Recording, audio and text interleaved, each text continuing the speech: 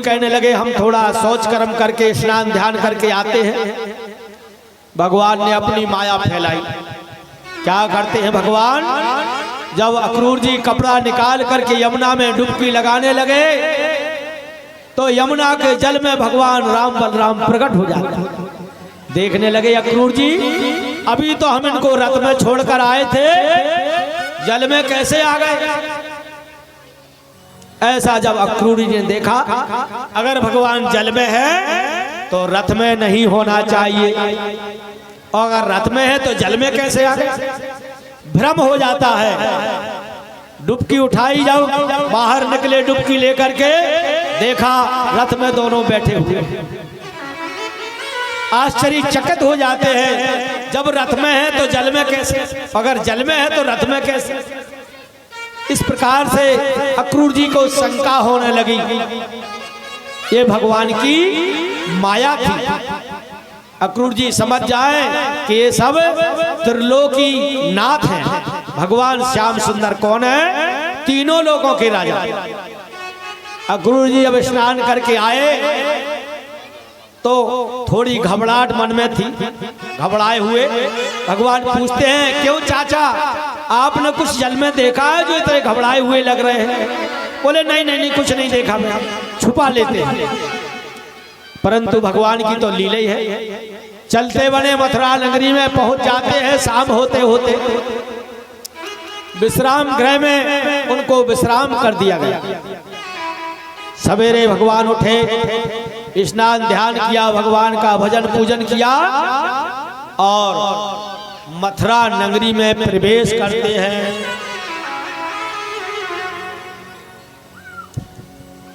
अद्भुतानि यावन्ति वो विदति आजले।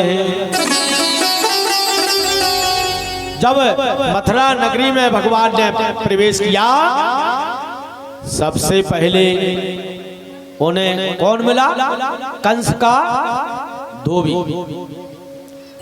कंस के जो कपड़े धोता था वो मिल जाता। उसको रोक करके कहने लगे भैया इसमें से कुछ कपड़े हमें भी दे दो। क्यों कि हम तो ग्वाल वाले हैं, जंगल के रहने वाले हैं, हमारे पास है सुंदर सुंदर जड़ाऊ कपड़े नहीं हैं। धोबी क्या कहता है, अरे हटो, ग्वाल वाले हो तुम, क्या जानो कपड़े पहनने। महाराज कंस के हम धोबी हैं, हम तुम्हें कपड़े नहीं दे सकते, हटो इधर से। अगर नहीं हटोगे तो कंस के सेवक तुम्हें मार डालेंगे। ऐसा जब धोबी ने कहा तो भगवान उसकी जो जड़ाऊ पोटली थी झट से पकड़ लेते और जोर से एक घूसा उसके सर में मारा तो उसका गोविंदाय नमो नमः हो जाता। जब धोबी मर गया तो जो कपड़े थे, अब कंस का शरीर बड़ा भारी, जो छोटे छोटे ग्वाल वाल सभी कपड़े जो है पहनने लगे, लेकिन वो पहने नहीं गए क्योंकि कपड़े बड़े थे।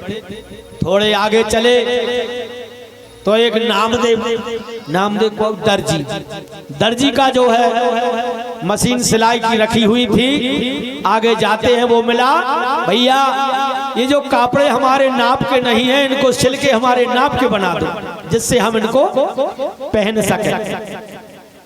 तो दर्जी ने भगवान का स्वागत किया, तिलक लगाया, भगवान से प्रार्थना की, विनय की। वो जानता था ये भगवान त्रिलोकीनाथ श्याम सुंदर भगवान विष्णु का अवतार है, भगवान की पूजा करता। तो भगवान ने उसको अटल भक्ति दे दी और कपड़े पहन करके आगे चल गए। आगे चले तो कुब्जा महारानी पात्र लिए हुए चली आ रही है। काय का पात्र? चंदन का, बड़ा सुगंध चंदन जो है लिए हुए और चली आती है। भगवान ने देखा, बोले देवी आप कौन है? कुब्जा कहने लगी, हे राजकुमार मैं कंस राजा की दासी हूं और वो हमारा घिसा हुआ चंदन अपने मस्तक पर लगाते हैं, इसलिए मैं घिस करके और चंदन उनको लिए जा रही हूं। अगर आपको लगे तो आप भी ले लीजिए थोड़ा सा। वो जानती थी कि ये साक्षात नारायण हैं। भगवान ने थोड़ा सा चंदन लिया, अपने मस्तक पर लगाया, बलराम ने भी लगाया, सभी ग्वाल वालों को लगा दिया। कुब्जा देखने में बड़ी सुंदर, लेकिन शरीर में 3 टेढ़े थे, नीचे अलग, कमर में अलग और गर्दन में अलग। नाम जिससे उसका कुब्जा पड़ा था। भगवान ने देखा देखने में तो सुंदर है, लेकिन शरीर इसका कुरूप है। क्या करते हैं भगवान, उसकी एड़ी पर अपना पांव रखा और चोटी पकड़ करके धीरे से एक झटका मारा। एक झटका लगते ही कुब्जा सुंदर रूप धारण कर लेती। भगवान का हाथ पकड़ लिया, चलिए श्याम सुंदर, हम तो आपके साथ चलेंगे, हमारे घर में चलिए। भगवान कहते हैं, देवी ये आपके घर जाने का समय नहीं है, अभी हमको बहुत लीलाएं करनी है, कभी आएंगे बाद में। ऐसा उसको आश्वासन दिया।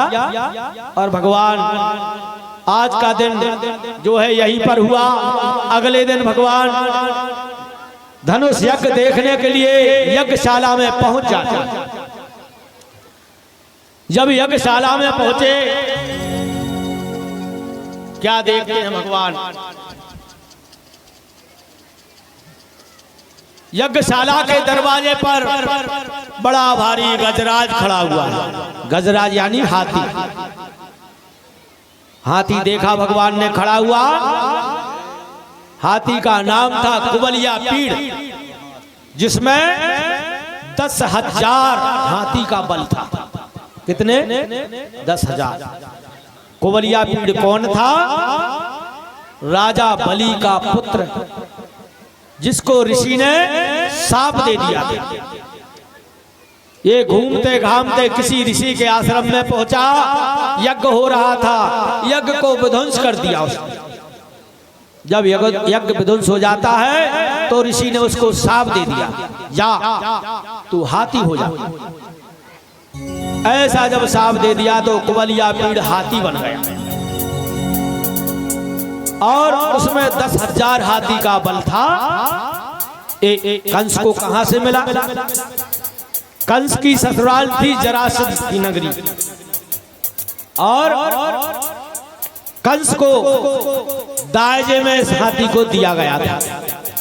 जरासंध ने कंस को अपनी दोनों पुत्रियों का विवाह किया और दहेज में कुबलिया पीड़ भी दे दिया, ले जाइए इसको, बड़ा भारी ताकतवर हाथी है। यज्ञशाला के दरबार पर हाथी खड़ा हुआ है। भगवान श्याम सुंदर बलराम दोनों पहुंच जाते हैं। भैया महावत से कहते, भैया इस हाथी को हटा लो, हमको यज्ञशाला में जाना है। महावत और अंकुश लगा देता है हाथी में, जिससे और आगे बढ़ जाए।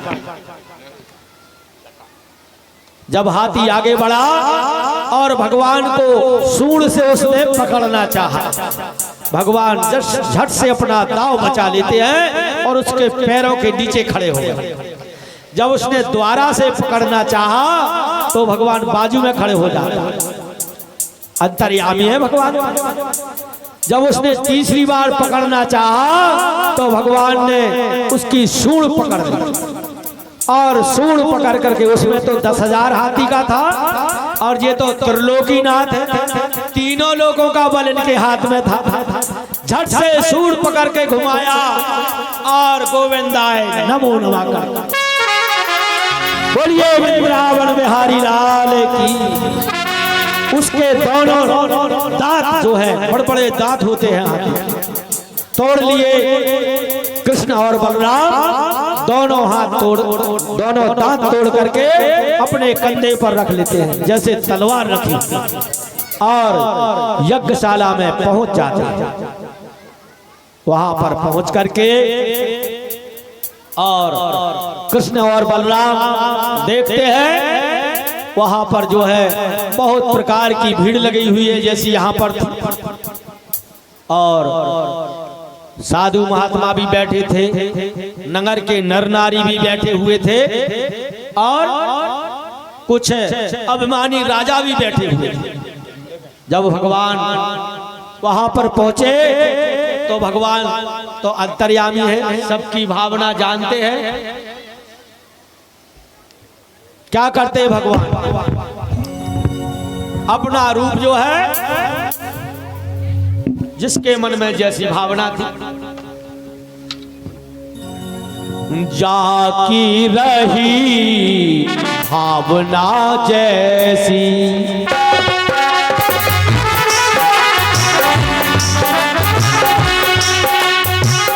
जाकी रही भावना जैसी, प्रभु मूरत देखी तैसी, प्रभु मूरत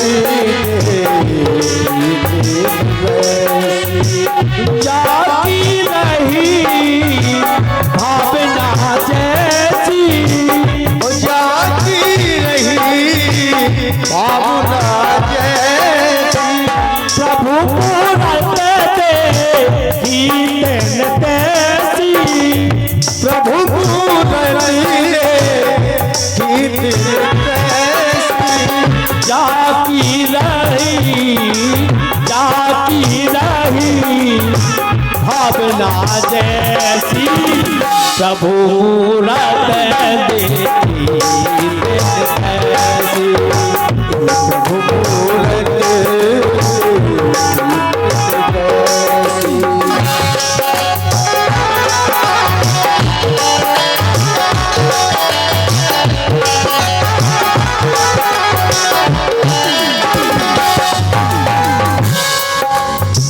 वृंदावन बिहारी लाल।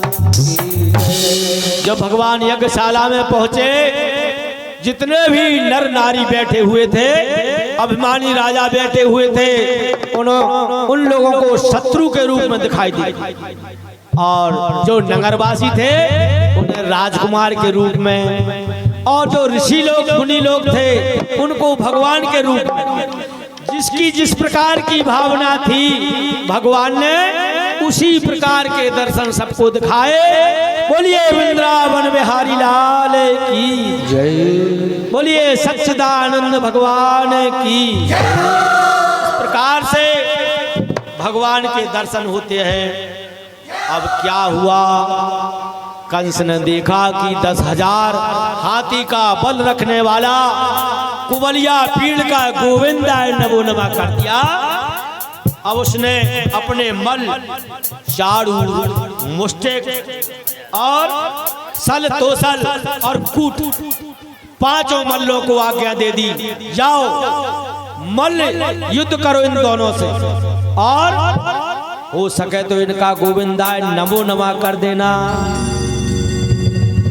आज्ञा पाकर के बड़े भारी मल्ल, मोटे ताजे, जिनका शरीर बहुत विकराल और कान छोटे छोटे से राजकुमार बलराम और श्याम। तब जो है चाड़ूर कहता है, कन्हैया तू छोटा है, इसलिए तुझसे मेरी बराबरी नहीं हो सकती, मैं बलराम के साथ युद्ध करूंगा। और मुष्टिक कहता है, मैं तेरे साथ युद्ध करूंगा। तब अपने अपने दाव लगा करके और दोनों युद्ध करने लग जाते हैं। चाड़ूर के साथ बलराम जी का युद्ध हुआ और मुष्टिक के साथ कृष्ण भगवान। जब युद्ध होने लगा तो भगवान उनको धीरे धीरे छकाते हैं, अपनी तरफ खींचते हैं। जब थोड़े श्रमित से हो जाते हैं तो भगवान ने अपना शरीर कैसे बना लिया, जैसे वज्र हो, वज्र का शरीर बना लेते हैं प्रभु। और ऐसा ही शरीर बलराम का हो गया। मुष्टिक चाड़ूर कितने मुक्के मारते हैं लेकिन कुछ नहीं होता है। जब लोहे का शरीर हो गया, हाथ पांव जो है खूना खर्च हो जाता है। तब भगवान ने सोचा कि अब थोड़ा श्रमित हो गया है, चोटी पकड़ के घुमाया और गोविंदाय बोलिए वृंदावन बिहारी। और सल तो सल को भी इसी प्रकार से गोविंदाय नमो नमः कर देते हैं। अब अब कंस की बारी आई। कंस विचार करने लगा, जब इतने बड़े बड़े मल्ल गोविंदाय नमो नमः हो गए, मैं क्या करूंगा अकेला। तब कंस अपनी तलवार खींच लेता। जब तलवार खींची और भगवान को झपटने के लिए होता है, भगवान झट से उसकी चोटी पकड़ ली। चोटी पकड़ करके घुमाया, घसीटा। जब वो सिरमित हो जाता है, चोटी पकड़ के ऐसे घुमाया जैसे चक्री घुमाती, घुमा करके और जमीन पर पटक दिया और गोविंदाय नमो नमः हो जाता। बोलिए कंस मर्दन भगवान की जय, बोलिए वृंदावन बिहारी लाल की जय। इसी प्रकार से भैया कंस का गोविंदाय नमो नमः हो गया।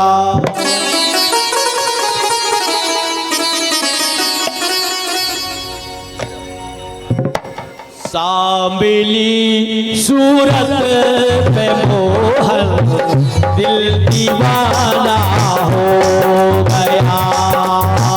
सांबली सूरत पे मोहन दिल दीवाना हो गया। सांबली सूरत पे मोहन दिल दीवाना हो गया।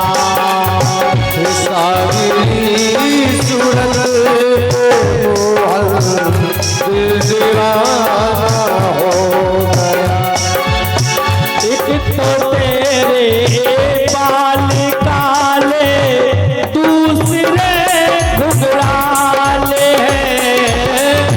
एक तो तेरे बाल काले, दूसरे घुघराले हैं।